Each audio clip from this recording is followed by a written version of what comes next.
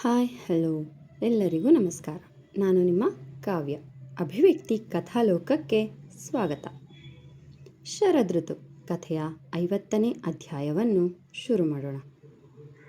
ಬೆಂಗಳೂರಿನಿಂದ ಹೊರಟ ಕಾರು 2 ಗಂಟೆಗಳ ಪ್ರಯಾಣದ ಬಳಿಕ ತುಮಕೂರು ತಲುಪಿ ಅಲ್ಲಿಂದ ಅರ್ಧ ಕಿಲೋಮೀಟರ್ ದೂರದಲ್ಲಿ ಇರುವ ಬೆಳಕು ಆಶ್ರಮವನ್ನು ತಲುಪಿದರು. ಅದೊಂದು ಪುಟ್ಟ ಆಶ್ರಮ. ಗೇಟ್ ಆಚೆ ಬೆಳಕು ಆಶ್ರಮ ಅಂತ ಫಲಕವಿದೆ. ಗೇಟ್ ತೆರೆದು ಒಳಗಡೆ ನಡೆದರೆ ಅಕ್ಕಪಕ್ಕದಲ್ಲಿ ದೊಡ್ಡದಾದ 2 ತೆಂಗಿನ ಮರ, ವಿಧ ವಿಧವಾದ ಹೂವಿನ ಗಿಡಗಳು. ಆಶ್ರಮದ ಹಿಂದೆ ಪುಟ್ಟದಾದ ತೋಟದಲ್ಲಿ ತರಕಾರಿಗಳು, ಹಣ್ಣಿನ ಗಿಡಗಳು, ಹೂವಿನ ಗಿಡಗಳು ಇತ್ತು. ಮುಂದೆ ಬಂದರೆ ಗೇಟ್ಗೆ ಹತ್ತಿಕೊಂಡಂತೆ ಬೋರ್ವೆಲ್ ಇತ್ತು. ನೋಡಲು ಚಿಕ್ಕದಾಗಿ ಚೊಕ್ಕವಾಗಿ ಇತ್ತು. ಗೇಟ್ ದಾಟಿ ಒಳಗಡೆ ಅಡಿ ಇಟ್ಟವನಿಗೆ ಋತು ಬೆಳೆದ ಆಶ್ರಮ ಅಂತ ಏನೋ ಖುಷಿ ಅವನಿಗೆ. ಹಾಗೆ ಅಂದು ಇಲ್ಲಿಯ ಮೊದಲ ಬಾರಿ ಅವಳನ್ನು ಮೀಟ್ ಮಾಡಲು ಬಂದಿದ್ದು. ಆಶ್ರಮದ ಒಳಗಡೆ ಇದ್ದ ದೇವರ ಕೋಣೆಯ ಮುಂದೆ ಋತುವಿನ ಪರ್ಮಿಷನ್ ಕೂಡ ಕೇಳದೆ ತಾಳಿ ಕಟ್ಟಿದ್ದು ನೆನಪಾಯಿತು. ಆ ನೋವಿನಲ್ಲೂ ಶರದ್ ಮುಖದಲ್ಲಿ ನಗು ಅರಳಿತು. ಕಾರ್ ಬಂದ ಸದ್ದಿಗೆ ಆಶ್ರಮದ ಇನ್ಚಾರ್ಜರ್ ಸುಧಾಮ ಅವರು ಹೊರಗೆ ಬಂದರು. ಶರದ್ ಮತ್ತು ಅವನ ಗೆಳೆಯರು ಕಾರ್ ನಿಲ್ಲಿಸಿ ಗೇಟ್ ತೆರೆದು ಒಳ ನಡೆದರು. ಅಲ್ಲಿ ಶರದ್ನ ನೋಡಿ ಆಶ್ಚರ್ಯದ ಜೊತೆಗೆ ಕೋಪವೂ ಬಂದಿತ್ತು. ಇವನ್ಯಾಕೆ ಬಂದ ಇಲ್ಲಿಗೆ? ಋತು ಜೊತೆಗಿನ ಸಂಬಂಧ ಕಳೆದುಕೊಂಡ್ಮೇಲೆ ನಮ್ಮ ಆಶ್ರಮದಲ್ಲೇನು ಕೆಲಸ ಎಂದು ಗೊಂದಲದಲ್ಲೇ ನೋಡುತ್ತಾ ಬಾಗಿಲಲ್ಲೇ ನಿಂತರು. ಶರದ್ಗೆ ಸುಧಾಮ ಅವರನ್ನು ನೋಡಿದ್ದೇ ಖುಷಿಯಾಗಿತ್ತು. ನಮಸ್ತೆ ಅಂಕಲ್, ಹೇಗಿದ್ದೀರಾ ಎಂದ.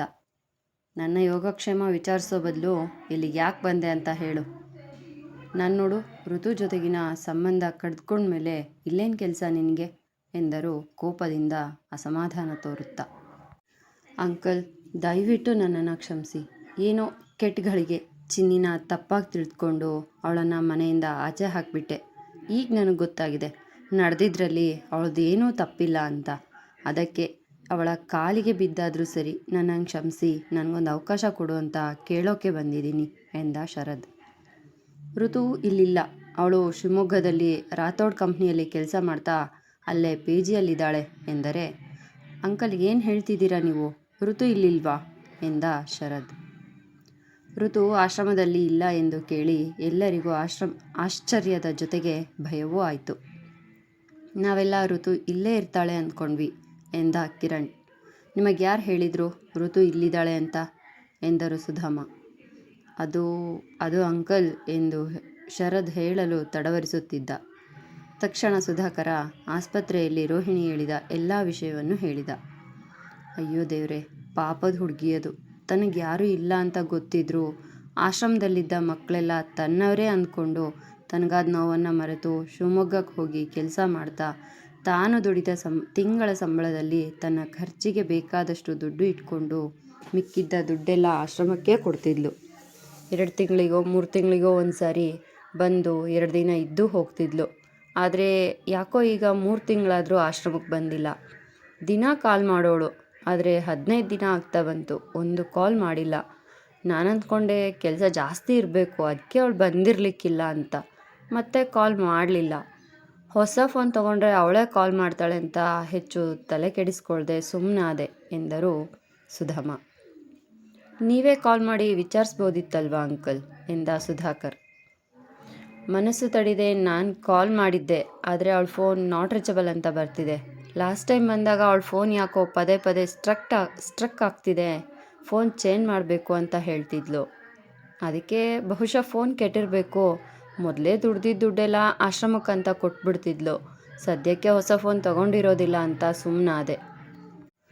ಒಂಟಿ ಹೆಣ್ಣು, ಎಲ್ಲಿಗೆ ಹೋದ್ಲು? ಏನಾದರೂ ಅಪಾಯ ಆಗಿದೆಯೋ ಏನೋ. ದೇವ್ರೇ, ಆ ಹುಡುಗಿಗೆ ಯಾಕೆ ಈ ರೀತಿ ಪರೀಕ್ಷೆ ಮಾಡ್ತಿದ್ಯಾ ಎಂದು ಕಣ್ಣೀರು ಹಾಕಿದರು ಸುಧಾಮ. ಶರದ್ಗೆ ಈಗಂತೂ ಕೈಕಾಲು ಆಡಲೇ ಇಲ್ಲ. ಅಲ್ಲೇ ಕುಸಿದು ಕುಳಿತು ಚಿನ್ನಿ ಎಂದು ಕೂಗಿ ಮುಖ ಮುಚ್ಚಿ ಅಳತೊಡಗಿದ. ಎಲ್ಲರಿಗೂ ಆತಂಕ ಶುರುವಾಯಿತು. ಈಗ ಏನು ಮಾಡೋದು, ಎಲ್ಲಿ ಅಂತ ಹುಡ್ಕೋದು ಎಂಬ ಚಿಂತೆಗೆ ಬಿದ್ದರು. ಶರದ್, ಪ್ಲೀಸ್ ಮಗ, ಋತುನ ಎಲ್ಲರೂ ಸೇರಿ ಹುಡ್ಕೋಣ, ನೀನು ಹೀಗೆ ಧೈರ್ಯಗೆಡಬೇಡ ಎಂದ ಕಿರಣ್. ಹೌದು ಮಗ, ನಾವು ಮೊದಲು ಪೊಲೀಸ್ ಕಂಪ್ಲೇಂಟ್ ಕೊಡೋಣ, ಹಾಗೆ ಎಲ್ಲರೂ ಇನ್ನೊಂದು ಸಾರಿ ಒಂದೊಂದು ಕಡೆ ಹೋಗಿ ಹುಡ್ಕೋಣ ಎಂದ ಸುಧಾಕರ್. ಹೌದು ಮಗ, ಸುಧಾಕರ್ ಹೇಳಿದ ಹಾಗೆ ಮಾಡೋಣ. ಈಗ ಟೈಮ್ ವೇಸ್ಟ್ ಮಾಡದೆ ಹೊರಡೋಣ ಎಂದ ಪುನೀತ್. ಶರದ್ಗೂ ಅವರ ಮಾತು ಸರಿ ಎನಿಸಿತು. ತಕ್ಷಣ ಎದ್ದು ತನ್ನ ಕಣ್ಣೀರು ಒರೆಸಿಕೊಂಡು ಇನ್ನೇನು ಕಾರ್ ಹತ್ತಿರ ಹೊರಡಬೇಕು. ಸುಧಾಮ ಅವರ ಫೋನ್ ರಿಂಗ್ ಆಗಿತ್ತು. ಸುಧಾಮ ಅವರು ರಿಸೀವ್ ಮಾಡಿ ಹಲೋ ಎನ್ನುತ್ತಿದ್ದಂತೆ ಆ ಕಡೆ ಕಾಲ್ನಲ್ಲಿದ್ದ ವ್ಯಕ್ತಿ ಹೇಳಿದ ವಿಷಯ ಕೇಳಿ ಗಾಬರಿಯಾದರು. ಅವರ ಮುಖಭಾವ ಗಮನಿಸಿದ ಶರದ್ ಫೋನ್ ತೆಗೆದುಕೊಂಡು ಹೇಳಿ ಏನು ವಿಷಯ ಎಂದು ಕೇಳಿದ್ದೆ. ಆ ಕಡೆ ಲೈನ್ನಲ್ಲಿದ್ದ ವ್ಯಕ್ತಿ ಹೇಳಿದ ವಿಷಯ ಕೇಳಿ ವಾಟ್ ಎಂದು ಕಿರ್ಚಿ ಯಾವಾಗ, ಹೇಗಾಯಿತು, ಹೌದಾ, ನಾನು ಈಗಲೇ ಬರ್ತೀನಿ ಎಂದು ಕರೆ ತುಂಡರಿಸಿದ. ಮಗ ಏನಾಯ್ತೋ, ಯಾರ್ದೋ ಫೋನ್ ಎಂದರೆ ಬನ್ನಿ ನಾವು ಮೊದಲು ಆಸ್ಪತ್ರೆಗೆ ಹೋಗೋಣ, ದಾರಿಯಲ್ಲಿ ವಿಷಯ ಏನು ಅಂತ ಹೇಳ್ತೀನಿ ಎಂದ. ಸುಧಾಮ ಅವರು ಕೂಡ ನಾನು ನಿಮ್ಮ ಜೊತೆ ಬರ್ತೀನಿ ಎಂದು ಹೇಳಿದರು. ಸರಿ ಎಂದು ಎಲ್ಲರೂ ಆ ವ್ಯಕ್ತಿ ಹೇಳಿದ್ದ ಆಸ್ಪತ್ರೆಯ ಕಡೆಗೆ ಕಾರ್ ಚಲಾಯಿಸಿದರು. ಶರದ್ ಕಾರ್ ಫಾಲೋ ಮಾಡುತ್ತಾ ಸುಧಾಕರ ತನ್ನ ಕಾರ್ ಚಲಾಯಿಸಿದ. ದಾರಿ ಮಧ್ಯೆ ಮನೆಗೆ ಕಾಲ್ ಮಾಡಿ ತಕ್ಷಣ ಬೆಂಗಳೂರಿನಲ್ಲಿರುವ ಗಾಯತ್ರಿ ನರ್ಸಿಂಗ್ ಹೋಮ್ಗೆ ಬರಲು ಹೇಳಿದ. ಅಲ್ಲಿ ಮನೆಯಲ್ಲಿ ಸುಲೋಚನಾ, ಸುಂದರ್, ಸುಶೀಲಾ ಮತ್ತು ಪರಿಗೂ ಗಾಬರಿ ಮತ್ತು ಭಯವಾಗಿತ್ತು. ಯಾಕೆ ಏನು ಅಂತ ಹೇಳ್ದೆ ಹೀಗೆ ನಿಂತ ಕಾಲ ಮೇಲೆ ಬೆಂಗಳೂರಿಗೆ ಬಾ ಅಂದರೆ ಏನಾಗಿರಬಹುದು ಎಂದು ಚಿಂತೆಗೆ ಬಿದ್ದರು ಸುಲೋಚನಾ. ಅಕ್ಕ, ಏನಾದರೂ ಎಮರ್ಜೆನ್ಸಿ ಇರಬೇಕು, ಅದಕ್ಕೆ ತಕ್ಷಣ ಹೊರಟು ಬನ್ನಿ ಅಂತ ಹೇಳಿದ್ದಾನೆ. ಅಲ್ಲಿಗೆ ಹೋದ್ಮೇಲೆ ಏನು ವಿಷಯ ಅಂತ ಗೊತ್ತಾಗುತ್ತೆ. ಸರಿ ಬನ್ನಿ ಹೊರಡೋಣ, ಈಗ ಬಿಟ್ಟರು ಸಂಜೆ ಅಷ್ಟರಲ್ಲಿ ಆಸ್ಪತ್ರೆ ತಲುಪ್ತೀವಿ ಎಂದ ಸುಂದರ್ ಕ್ಷಣ ಕೂಡ ವ್ಯರ್ಥ ಮಾಡದೆ ಕಾರ್ ಶೆಡ್ನಿಂದ ಹೊರ ತೆಗೆಯಲು ಹೋದರೆ ಅವರ ಹಿಂದೆಯೇ ಮೂವರು ನಡೆದರು. ಸುಂದರ್ ಕಾರ್ ಸ್ಟಾರ್ಟ್ ಮಾಡುತ್ತಿದ್ದ ಹಾಗೆ ಮೂವರು ಕೂತರು. ಕಾರ್ ಈಗ ಬೆಂಗಳೂರಿನ ಕಡೆ ಹೊರಟಿತು. ಆಶ್ರಮದಿಂದ ಹೊರಟ ಶರದ್ ಮತ್ತು ಸುಧಾಕರ್ ಕಾರು ಬೆಂಗಳೂರು ತಲುಪುವಷ್ಟರಲ್ಲಿ ಮಧ್ಯಾಹ್ನವೇ ಆಗಿತ್ತು. ಇಲ್ಲಿಂದ ಗಾಯತ್ರಿ ನರ್ಸಿಂಗ್ ಹೋಮ್ ತಲುಪಲು ಅರ್ಧ ಗಂಟೆ ಕಳೆಯಿತು. ಪಾರ್ಕಿಂಗ್ನಲ್ಲಿ ಕಾರ್ ನಿಲ್ಲಿಸಿ ಒಳ ನಡೆದು ರಿಸೆಪ್ಷನ್ನಲ್ಲಿ ಋತು ಅನ್ನೋ ಪೇಷಂಟ್ ಯಾವ ವಾರ್ಡ್ನಲ್ಲಿದ್ದಾರೆ ಎಂದು ಕೇಳಿದ ಶರದ್ ಮಾತಿಗೆ ಎಲ್ಲರಿಗೂ ಗಾಬರಿಯಾಗಿತ್ತು. ಲೋ ಮಗ, ಋತುಗೆ ಏನಾಯಿತು ಎಂದರೆ ನನಗೂ ಸರಿಯಾಗಿ ಗೊತ್ತಿಲ್ಲ ಮಗ, ಒಳಗಡೆ ಹೋಗಿ ವಿಚಾರಿಸಬೇಕು ಎಂದು ರಿಸೆಪ್ಷನಿಸ್ಟ್ ವಾರ್ಡ್ ಎಂದಾಗ 6th ವಾರ್ಡ್ ಎಂದಾಗ ಅವಸರದಿಂದ ಎಲ್ಲರೂ ಆ ಕಡೆ ನಡೆದರು. 6th ವಾರ್ಡ್ ಆಚೆ ಒಬ್ಬ ಆಟೋ ಡ್ರೈವರ್ ಕುಳಿತಿದ್ದ. ಅವನ ಬಳಿ ಬಂದ ಶರದ್ ಕಾಲ್ ಮಾಡಿದ್ದು ನೀವೇನಾ ಎಂದ. ಹೌದು ಸರ್, ನಾನೇ ಕಾಲ್ ಮಾಡಿದ್ದು ಎಂದರೆ ಋತು ಹೇಗಿದ್ದಾಳೆ, ಅವಳ ಜೀವಕ್ಕೇನೂ ಅಪಾಯ ಇಲ್ಲ ತಾನೆ ಎಂದು ಕಣ್ಣು ತುಂಬಿಕೊಂಡು ಕೇಳಿದ ಶರದ್. ಸರ್, ತಲೆಗೆ ಕೈ ಕಾಲಿಗೆ ಚೂರು ಏಟಾಗಿದೆ, ಡಾಕ್ಟರ್ ಚೆಕ್ ಮಾಡಿ ಟ್ರೀಟ್ಮೆಂಟ್ ಕೊಟ್ಟಿದ್ದಾರೆ, ಇನ್ನೂ ಪ್ರಜ್ಞೆ ಬಂದಿಲ್ವಂತೆ ಎಂದ ಆಟೋ ಡ್ರೈವರ್. ಇದೆಲ್ಲ ಹೇಗಾಯಿತು, ನಿಮಗೆ ನಂಬರ್ ಹೇಗೆ ಸಿಕ್ತು ಎಂದರೆ ಸರ್, ನಿನ್ನೆ ಇವರು ಅವಸರದಿಂದ ಓಡೋಡಿ ಬಂದು ನನ್ನ ಆಟೋ ಹತ್ತಿ ಬಸ್ ಸ್ಟ್ಯಾಂಡ್ ಹೊರಡಿ ಅಂದರು. ಸರಿ ಅಂತ ನಾನು ಬಸ್ ಸ್ಟ್ಯಾಂಡ್ ಕಡೆ ಆಟೋ ಚಲಾಯಿಸಿದೆ. 10 ನಿಮಿಷಕ್ಕೆ ಡ್ರಾಪ್ ಮಾಡಿದೆ. ಆಮೇಲೆ ನನ್ನ ಮೊಬೈಲ್ ಕೇಳಿದರು ಯಾರಿಗೂ ಕಾಲ್ ಮಾಡಬೇಕು ಅಂತ. ಫೋನ್ ಕೊಟ್ಟ ತಕ್ಷಣ ಕಾಲ್ ಮಾಡಿದರು. ಆ ಕಡೆಯಿಂದ ಯಾವ ರೆಸ್ಪಾನ್ಸ್ ಬರಲಿಲ್ಲ. ಅದಕ್ಕೆ ಫೋನ್ ವಾಪಸ್ ಕೊಟ್ಟು ರಿಸೀವ್ ಮಾಡ್ತಿಲ್ಲ ಅಂದು ಅವ್ರ ಕಿವಿಯಲ್ಲಿದ್ದ ಬಂಗಾರದ ಓಲೆ ಬಿಚ್ಚಿಕೊಟ್ಟು ಇದನ್ನು ಇಟ್ಕೊಳ್ಳಿ ಅಣ್ಣ, ನನ್ನ ಹತ್ರ ದುಡ್ಡಿಲ್ಲ, ಅದಕ್ಕೆ ಇದನ್ನು ಕೊಡ್ತಿದ್ದೀನಿ ಅಂದರು. ಅದಕ್ಕೆ ನಾನು ನಂಗೆ ಇದೆಲ್ಲ ಬೇಡ ಮೇಡಮ್, ದುಡ್ಡು ಕೊಡಿ ಅಂದೆ. ಅಣ್ಣ, ಕೊಡೋದಕ್ಕೆ ದುಡ್ಡಿಲ್ಲ ಅಂತಲೇ ಇದನ್ನು ಕೊಡ್ತಿರೋದು, ಇದನ್ನು ಇಟ್ಕೊಂಡು ನಿಮ್ಮ ಆಟೋ ಚಾರ್ಜ್ ತೊಗೊಂಡು ಮಿಕ್ಕ ದುಡ್ಡು ಕೊಡಿ, ನಾನು ತುಂಬ ಎಮರ್ಜೆನ್ಸಿಲಿದ್ದೀನಿ, ನಾನು ಇದನ್ನು ಬಂಗಾರದ ಅಂಗಡಿಯಲ್ಲಿ ಗಿರ್ವಿ ಇಟ್ಟು ದುಡ್ಡು ತೊಗೊಂಡು ಬರುವಷ್ಟು ಸಮಯ ನನ್ನ ಹತ್ರ ಇಲ್ಲ ಅಂದರು. ಅದಕ್ಕೆ ನಾನು ಸ್ವಲ್ಪ ಯೋಚಿಸಿ ಸರಿ ಅಂತ ಸ್ವಲ್ಪ ದುಡ್ಡು ಕೊಟ್ಟು ಓಲೆನ ನನ್ನ ಹತ್ರ ಇಟ್ಕೊಂಡೆ. ಅವ್ರಿಗೆ ದುಡ್ಡು ಸಿಗ್ತಿದ್ದ ಹಾಗೆ ಅವಸರವಾಗಿ ಬಸ್ ಸ್ಟ್ಯಾಂಡ್ ಒಳಗೆ ಹೋಗೋದಕ್ಕೆ ರೋಡ್ ಕ್ರಾಸ್ ಮಾಡುವಾಗ ನಾನು ಇವರು ಹೋಗೋದನ್ನೇ ನೋಡ್ತಾ ನಿಂತಿದ್ದೆ. ಅಷ್ಟರಲ್ಲಿ ಇವರು ಅವಸರದಲ್ಲಿ ಹೋಗೋದಕ್ಕೂ ಆ ಕಡೆಯಿಂದ ಲಾರಿ ಬರೋದಕ್ಕೂ ಒಂದೇ ಸಮಯ ಸರ್. ಆದರೆ ಆ ಲಾರಿ ಡ್ರೈವರ್ ತಕ್ಷಣ ಬ್ರೇಕ್ ಹಾಕಿದ್ರಿಂದ ಸ್ವಲ್ಪ ಏಟಾಗಿದೆ, ಇಲ್ಲದೆ ಹೋಗಿದ್ರೆ ಅವ್ರ ಪ್ರಾಣನೇ ಹೋಗಿರ್ತಿತ್ತು. ತಕ್ಷಣ ನಾನು ಓಡೋಗಿ ಅವರನ್ನು ನನ್ನ ಆಟೋದಲ್ಲೇ ಆಸ್ಪತ್ರೆಗೆ ಕರ್ಕೊಂಡು ಬಂದು ಅಡ್ಮಿಟ್ ಮಾಡಿದೆ ಸರ್. ನಿನ್ನೆ ಕಾಲ್ ಮಾಡಿದ ನಂಬರ್ ಹಾಗೇ ಇತ್ತು, ಅದಕ್ಕೆ ಕಾಲ್ ಮಾಡಿ ವಿಷಯ ತಿಳಿಸಿದೆ ಎಂದು ಆಟೋದವನು ನಡೆದಿದ್ದನ್ನೆಲ್ಲ ವಿವರಿಸಿ ಹೇಳಿದರೆ ನಿಮ್ಮಿಂದ ತುಂಬ ಉಪಕಾರ ಆಯಿತು sir, thank you so much ಎಂದು ಕೈ ಮುಗಿದನು ಶರದ್. ವಾರ್ಡ್ ಒಳಗೆ ಹೊರಟಿದ್ದ ನರ್ಸ್ನ ಕರೆದು ಋತುನ ಹೋಗಿ ನೋಡಬಹುದಾ ಎಂದು ಕೇಳಿದ. ಇನ್ನೂ ಪ್ರಜ್ಞೆ ಬಂದಿಲ್ಲ ಸರ್, ಬಂದ ಮೇಲೆ ನೋಡಿ ಎಂದು ಹೋದಳು. ಶರದ್ಗೆ ಈಗ ನೆಮ್ಮದಿಯ ಉಸಿರು ಬಿಡುವಂತಾಗಿತ್ತು. ಋತುಗೇನು ಹೆಚ್ಚು ಏಟಾಗದೆ ಸ್ವಲ್ಪದರಲ್ಲೇ ಪಾರಾಗಿದ್ದಾಳೆ ಎಂದು. ಎಲ್ಲರೂ ವಾರ್ಡ್ ಹೊರಗಡೆ ಅವಳಿಗೆ ಪ್ರಜ್ಞೆ ಬರುವುದನ್ನೇ ಕಾಯುತ್ತಾ ಕುಳಿತರು. ಶಿವಮೊಗ್ಗದಿಂದ ಸುಂದರ್ ಅವರು ಶರದ್ ಕಾಲ್ ಮಾಡಿ ಹೇಳಿದ ತಕ್ಷಣ ಅಲ್ಲಿಂದ ಹೊರಟಿದ್ದರು. ಶರದ್ ಋತು ಇಬ್ಬರು ಸೇಫ್ ಆಗಿದ್ದಾರೋ ಇಲ್ವೋ, ಏನಾದರೂ ಅಪಾಯ ಆಗಿದೆಯಾ, ನಾವೆಲ್ಲರೂ ಗಾಬರಿ ಆಗ್ತೀವಿ ಅಂತ ನಮ್ಮ ಹತ್ರ ವಿಷಯ ಹೇಳಿದೆ ಆಸ್ಪತ್ರೆಗೆ ಬರೋದಕ್ಕೆ ಹೇಳಿದಾನ ಎಂಬ ಪ್ರಶ್ನೆಗಳೇ ತಲೆಯಲ್ಲಿ ಓಡುತ್ತಿತ್ತು. ಬೇಗ ಬೆಂಗಳೂರು ತಲುಪಿ ಹಾಸ್ಪಿಟಲ್ಗೆ ಹೋದರೆ ಸಾಕಾಗಿತ್ತು.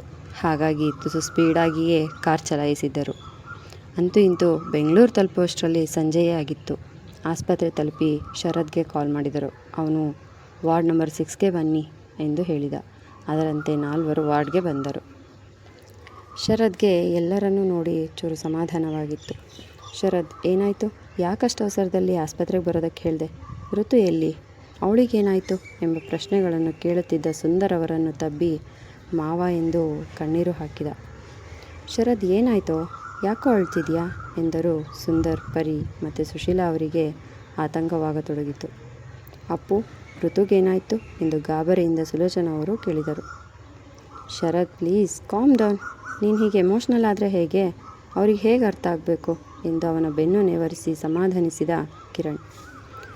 ತಕ್ಷಣ ಶರತ್ ತನ್ನ ಕಣ್ಣೀರು ಒರೆಸಿಕೊಂಡು ಶಿವಮೊಗ್ಗದಿಂದ ಬೆಂಗಳೂರಿಗೆ ಬಂದಿದ್ದು, ಇಲ್ಲಿಂದ ರಾಜಣ್ಣನ ಮನೆಗೆ ಹೋಗಿದ್ದು, ಅಲ್ಲಿ ಶ್ರೀಕಾಂತ್ ಸಾವಿನ ವಿಷಯ ತಿಳಿದು ವಾಪಸ್ ಊರಿಗೆ ಹೊರಡುವ ನಿರ್ಧಾರ ಮಾಡಿದ್ದು, ದಾರಿ ಮಧ್ಯೆ ಫ್ರೆಂಡ್ ಸಿಕ್ಕಿ ರೋಹಿಣಿಗೆ ಕ್ಯಾನ್ಸರ್ ಆಗಿದ್ದರ ಬಗ್ಗೆ ಹೇಳಿದ್ದು, ಎಲ್ಲರೂ ಸೇರಿ ಆಸ್ಪತ್ರೆಗೆ ಹೋಗಿದ್ದು, ತನ್ನ ಇಡೀ ಕುಟುಂಬ ಮತ್ತು ಗುಬ್ಬಿ ಸಾವಿಗೆ ಕಾರಣ ರೋಹಿಣಿ ಅನ್ನೋದನ್ನು ಅವಳು ಹೇಳಿದ್ದು, ಯಾಕೆ ಹೀಗೆ ಮಾಡಿದ್ಲು ಅನ್ನೋದು, ಅವಳಲ್ಲೇ ಕೊನೆ ಉಸಿರೆಳೆದಿದ್ದು, ಅಲ್ಲಿಂದ ಋತು ಕಾಣೆಯಾಗಿದ್ದು, ರಾತ್ರಿ ಪೂರ್ತಿ ಋತುನ ಹುಡುಕಿದ್ದು, ಆಶ್ರಮಕ್ಕೆ ಹೋಗಿದ್ದು, ಅಲ್ಲಿಂದ ಇಲ್ಲಿಗೆ ಬಂದಿದ್ದು, ಪ್ರತಿಯೊಂದು ವಿಷಯವನ್ನು ಅವರಿಗೆ ಹೇಳಿ ಕಣ್ಣೀರು ಹಾಕಿದ. ಅಪ್ಪು, ನಾನು ಹೇಳಿರಲಿಲ್ವಾ ಖಂಡಿತ ಋತುದೇನು ತಪ್ಪಿರೋದಿಲ್ಲ ಅಂತ? ದೇವ್ರ ದೊಡ್ಡವನು, ಸಾಯೋವಾಗಲಾದರೂ ಆ ಹುಡುಗಿಗೆ ಸತ್ಯ ಹೇಳಿ ಸಾಯೋ ಹಾಗೆ ಬುದ್ಧಿ ಬಂತಲ್ಲ ಎಂದು ಸಂತೋಷವಾಗಿತ್ತು. ಸುಶೀಲಾ ಮತ್ತು ಪರಿಗೆ ಅವಳ ತಪ್ಪಿಲ್ಲದ ತಪ್ಪಿಗೆ ಬಾಯಿಗೆ ಬಂದ ಹಾಗೆ ಮಾತನಾಡಿದ್ದು ನೆನೆದು ತಮ್ಮ ಮೇಲೆ ತಮಗೆ ಬೇಸರವಾಗಿತ್ತು. ಪರಿಗೆ ಈಗ ಸತ್ಯದ ಅರಿವಾಗಿತ್ತು. ಇನ್ನು ಶರದ್ ನನಗೆ ಸಿಗುವುದಿಲ್ಲ ಎಂದು ಅರಿವಾಗಿತ್ತು.